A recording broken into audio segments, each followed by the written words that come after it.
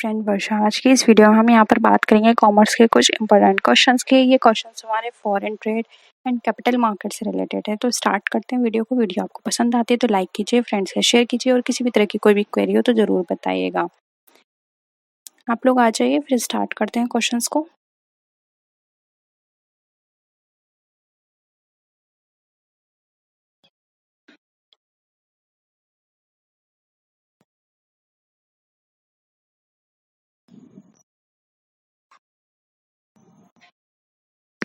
देखिए, international trade is the outcome of. अब जो इंटरनेशनल ट्रेड है वो किसका आउटकम है?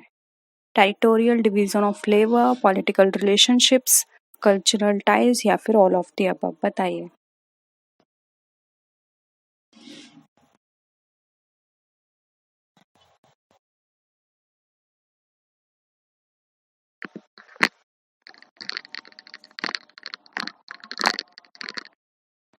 क्या होगा आपके अकॉर्डिंग आंसर? देखिए, यहाँ पर जो राइट आंसर हो जाएगा, अगर हम यहाँ पर बात करें इंटरनेशनल ट्रेड जो है किसका आउटकम है, तो देखिए यहाँ पर ऑप्शन डी हो जाएगा। क्योंकि देखिए यहाँ पे टेरिटोरियल डिवीजन ऑफ लेबर तो होता ही है, साथ में पॉलिटिकल रिलेशनशिप भी अच्छे होते हैं इंटरनेशनल ट्रेड से, और कल्चरल टाइज भी होता है। यानी कि अगर हम दूसरे के कल्चर को जानते हैं, उनके कल्चर के बारे में हमें पता चलता है कि हाँ, उनके कल्चर में इस तरह के प्रोडक्ट यूज़ करते हैं या इस तरह का कल्चर है। क्योंकि हर कंपनी अपने कल्चर के अकॉर्डिंग प्रोडक्ट बनाती है, ठीक है। तो हमें दूसरे के कल्चर के बारे में पता चलता है। तो यहाँ पे ऑप्शन डी हमारा राइट आंसर हो जाएगा। नेक्स्ट है, which of the following is not the difference between foreign trade and home trade? अब इसमें से कौन सा हमारा डिफरेंस नहीं है, आपको ये बताना है। Foreign trade and international trade, sorry, foreign trade and home trade में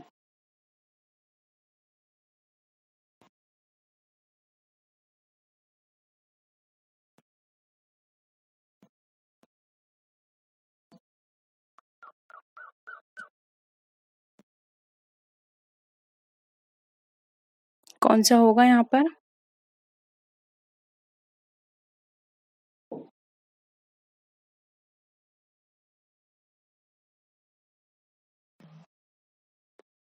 देखिए, यहाँ पर अगर हम बात करें कि डिफरेंस क्या हो नहीं होगा यहाँ पर, तो वो होगा हमारा डिफरेंट करेंसीज। क्योंकि फॉरेन ट्रेड में फिर डिफरेंट करेंसी नहीं रहेगी। हम ट्रेड में सिर्फ अगर हम किसी के साथ ट्रेड कर रहे हैं तो हम उसी की करेंसी में डील करेंगे, ठीक है। तो बस ये नहीं है यहाँ पर डिफरेंस, बाकी सब इसमें डिफरेंस रहता है, ठीक है। नेक्स्ट है, which of the following are not the advantage of foreign trade?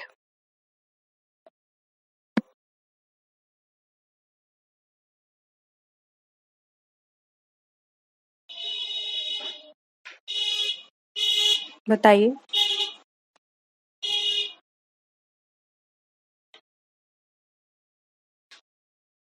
D हो जाएगा। देखिए, नन ऑफ दी अबव। क्योंकि देखिए यहाँ पे हार्मोनाइजिंग इंटरनेशनल पॉलिटिकल रिलेशंस होते हैं, और प्रोडक्शन में इंक्रीज होगा, बर्ड्स प्रॉस्पेरिटी भी होगी। तो इसमें से तो कोई भी नहीं है जो हम कह सकें कि एडवांटेज नहीं हो सकता, ठीक है। नेक्स्ट है, international trade takes place due to the main reason like. क्या रीजन हो सकता है इंटरनेशनल ट्रेड का?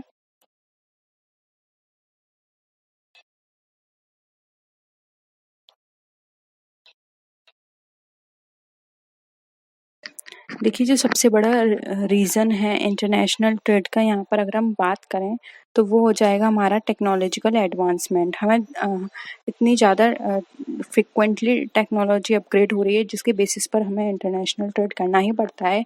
जिससे कि अगर हम जल्द से जल्द अपने यहाँ प्रोडक्शन ना कर पाएँ तो हम उस टेक्नोलॉजी बेस्ड प्रोडक्ट को बाहर से मंगवा सकें, ठीक है। या फिर अगर हम बनाते हैं तो बाहरों से एक्सपोर्ट कर पाएँ। नेक्स्ट है, the theory of comparative advantage was propounded bye. यानी कि कंपैरेटिव एडवांटेज की थ्योरी किसने दी थी? देखिए, बार बार मैंने आपको ये क्वेश्चन रिपीट किया है, ये एग्जाम में बहुत पूछा जाता है। किसने दी थी? डेविड रिकार्डो ने। नेक्स्ट है, international trade is but a special case of interlocal और interregional trade whose statement is. किसने दिया था ये स्टेटमेंट?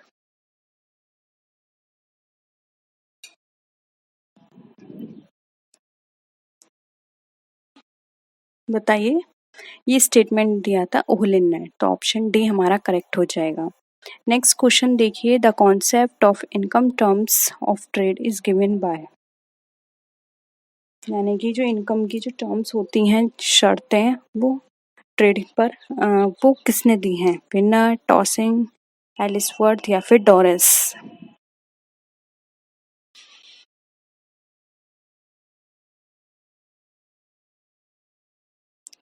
देखिए, अगर हम वहाँ पर बात करें तो राइट आंसर हो जाएगा डी, डोरेस। ठीक है, नेक्स्ट है the terms of trade measure, यानी कि जो ट्रेड के टर्म्स हैं वो क्या मेजर करती हैं? Relative price in the importing country, relative price in the exporting country, how many units of good must be given up to the each unit recipient trade by the trading company, or the volume of exports? बताइए।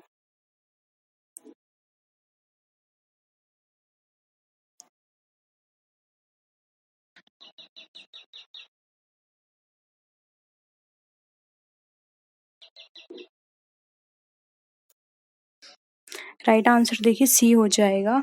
एक व्यापारिक देश द्वारा व्यापार से प्राप्त कितनी इकाइयाँ के लिए वो माल छोड़ रहा है, उसी के बेसिस पर डिपेंड करेगा कि हाँ कितने यूनिट्स वहाँ पे दी जा रही हैं, आपस में ट्रेड हो रही है, उसके बेसिस पे यहाँ पर टर्म्स बनाए जाते हैं। ठीक है, नेक्स्ट है विच is not the instrument of external payment? Bank draft, हुंडी, लेटर ऑफ क्रेडिट और टेलीग्राफिक ट्रांसफर?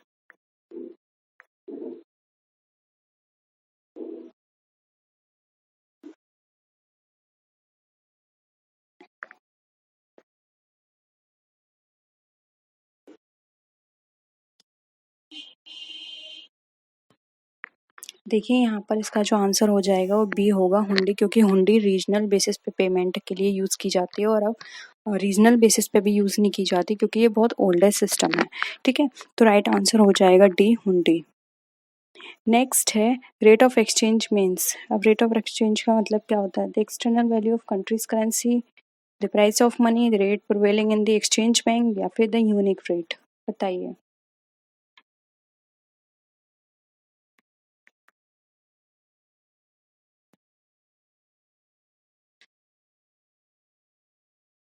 देखिए, राइट आंसर हो जाएगा यहाँ पे the external value of a countries currency. ठीक है, ऑप्शन ए, यानी कि जब भी हम किसी भी कंट्री के साथ अपनी करेंसी को एक्सचेंज करते हैं तो कितना करेंसी, कितने प्राइस पर हम उसको एक्सचेंज करेंगे। ठीक है, जो वैल्यू आएगी वो एक्सटर्नल है।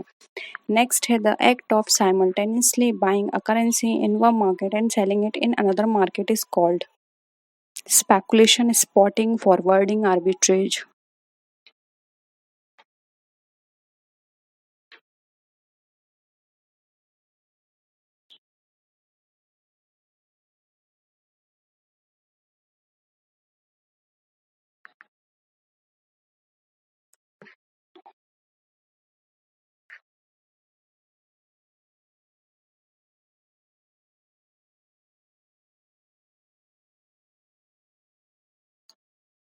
देखिए, इसका राइट आंसर हो जाएगा डी, आर्बिट्रेज। आर्बिट्रेज का मतलब एक तरह से आप शॉर्ट में ये भी समझ सकते हैं, एक मीडिएटर, यानी कि जब एक से खरीद कर दूसरे को देना, मीडिएटर का काम। ठीक है, तो ये आर्बिट्रेज इसका आंसर होगा।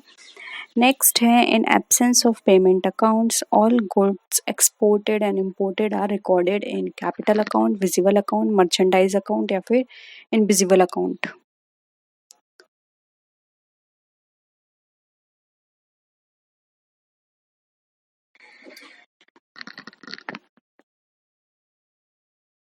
क्या हो जाएगा आंसर?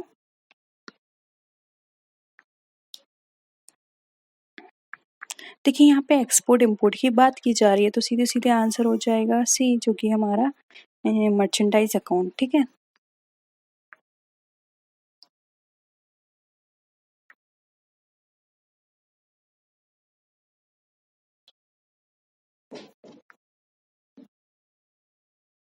नेक्स्ट देखिए, विच of the following statement is true about the balance of payment?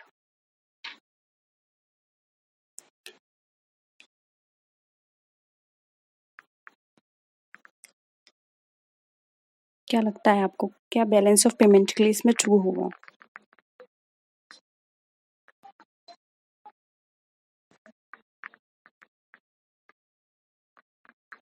Right answer हो जाएगा C, total debit must equal total credits. ठीक है, ऑप्शन सी राइट है। नेक्स्ट देखिए, which is not the method of exchange control, intervention, gold policy, blocked account या फिर rationing.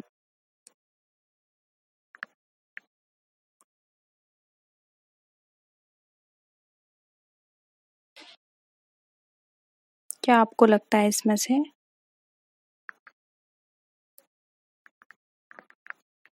देखिए, हम इन सब के थ्रू कर सकते हैं, लेकिन एक ये हमारा एक्सचेंज कंट्रोल का टाइप नहीं है कि हमने ब्लॉक अकाउंट कर दिया। ठीक है, राशनिंग कर सकते हैं, गोल्ड पॉलिसी वहाँ पर लगा सकते हैं कि आपको इतना गोल्ड डिपॉजिट करना है, या इंटरवेंशन कर सकते हैं बीच में। ठीक है, तो सी हो जाएगा इसका आंसर। नेक्स्ट है, the IMF is set up to, अब IMF सेटअप की जाती है, provide development finance to member countries. बताइए किस चीज़ के लिए? Function as a short term credit institution, apply gold to the countries in need, या फिर carry on all the above stated functions.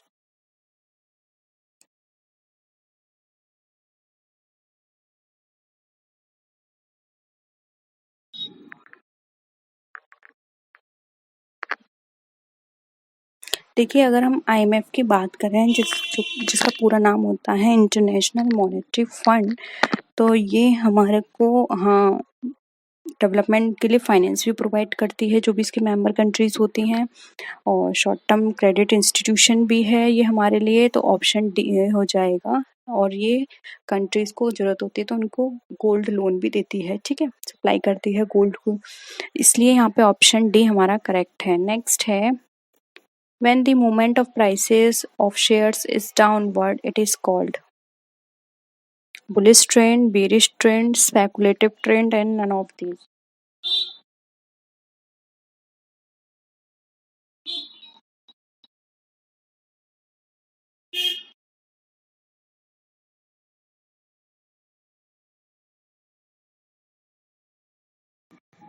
बताइए।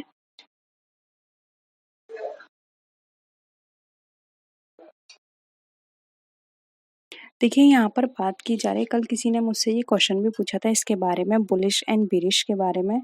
ठीक है, तो यहाँ पर हम एक बार डिस्कस कर लेते हैं बुलिश और बेरिश क्या होता है, एंड स्पेकुलेटिव। देखिए, यहाँ पर हमारे ये तीनों ही स्पेकुलेटिव के टाइप हैं।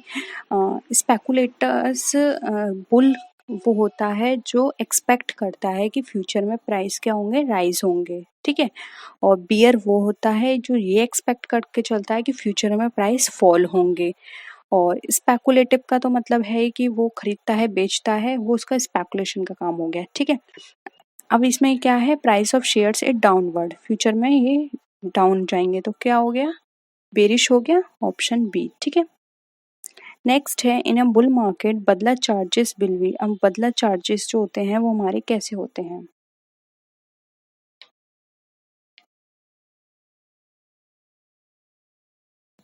बताइए।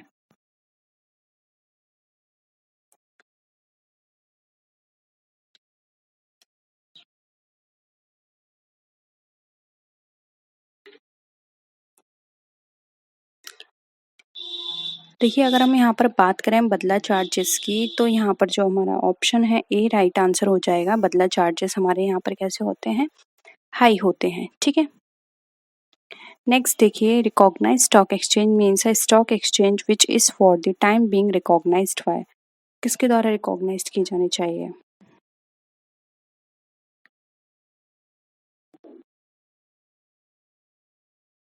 ये रिकॉग्नाइज्ड होने चाहिए सेंट्रल गवर्नमेंट के द्वारा। ठीक है, तो ऑप्शन सी करेक्ट है। नेक्स्ट है, listing of securities with stock exchange is important because it provides the liquidity to the securities in market, it makes the securities sellable in the market, both A and B, या फिर none of the above।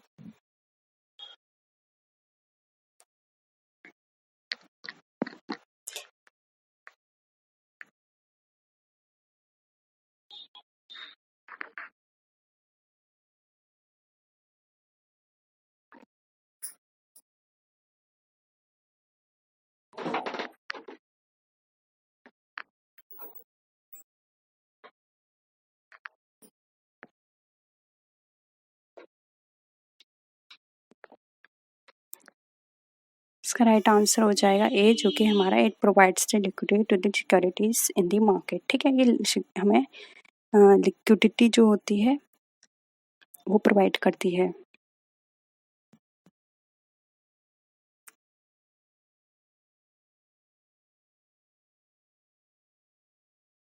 Next है dash are allowed to list their securities in the stock exchange.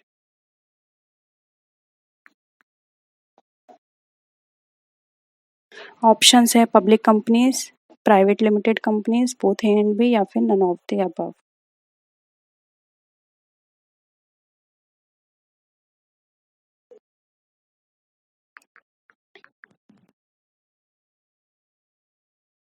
बताइए। ए हो जाएगा हमारा public companies. ठीक है, next है a company with a paid up capital of over should list its securities on at least one more stock exchange in addition to the stock exchange of the region। बताइए।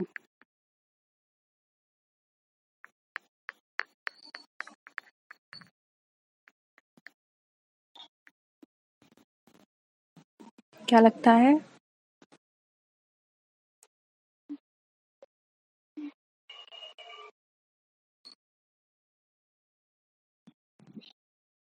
Right हो जाएगा B, 5 crore. ठीक है, next है no person shall be liable to be elected as a member of recognised stock exchange if. बताइए as क्या होगी उसकी?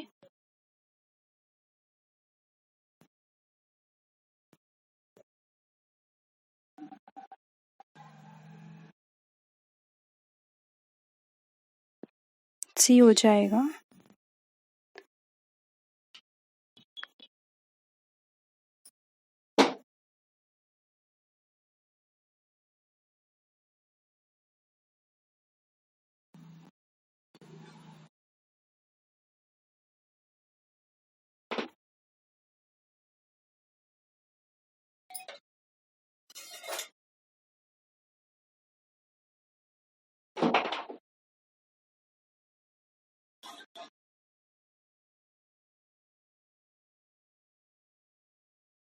उसकी एज 21 से कम नहीं होनी चाहिए और वो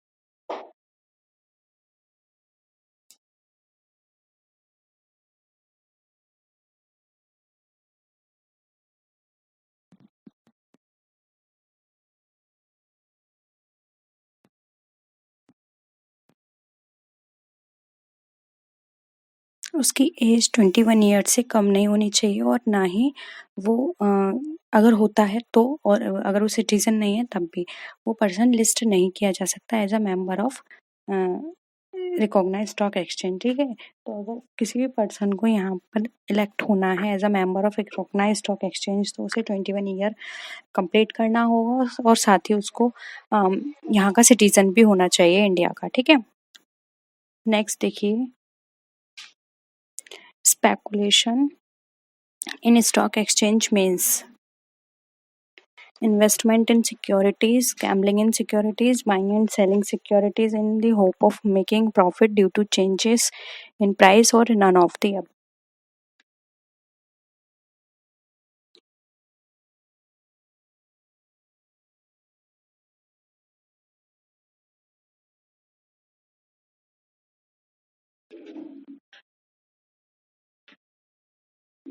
बताइए।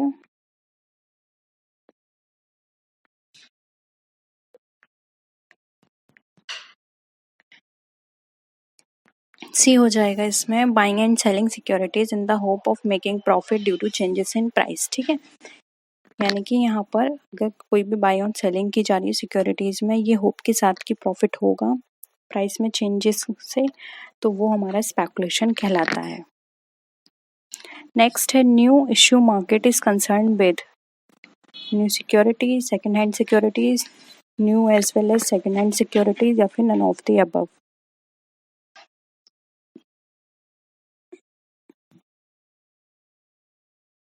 बताइए।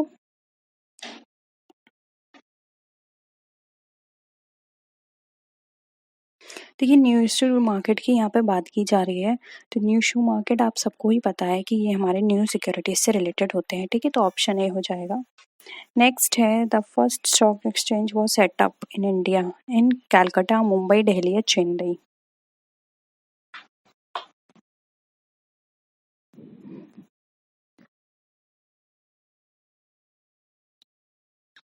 तो ये फर्स्ट स्टॉक एक्सचेंज सेटअप की बात की जा रही है, तो वो है हमारा मुंबई में, ठीक है, तो ऑप्शन यहाँ पे क्या हो जाएगा, बी हो जाएगा, और वो है BSE, बॉम्बे स्टॉक एक्सचेंज। सबसे ओल्डेस्ट है ये स्टॉक एक्सचेंज। अगर पूछा जाता है ओल्डेस्ट स्टॉक एक्सचेंज या पहला स्टॉक एक्सचेंज, तो वो BSE है। इसका हेडक्वार्टर मुंबई में है, मुंबई में सेटअप हुआ था, ठीक है। तो ये थे क्वेश्चंस, होप यहाँ पे सारे क्वेश्चंस क्लियर हैं। कोई भी डाउट है तो बता दीजिएगा किसी भी तरह का। नेक्स्ट वीडियो में मिलते हैं, तब तक के लिए टेक केयर, बाय बाय।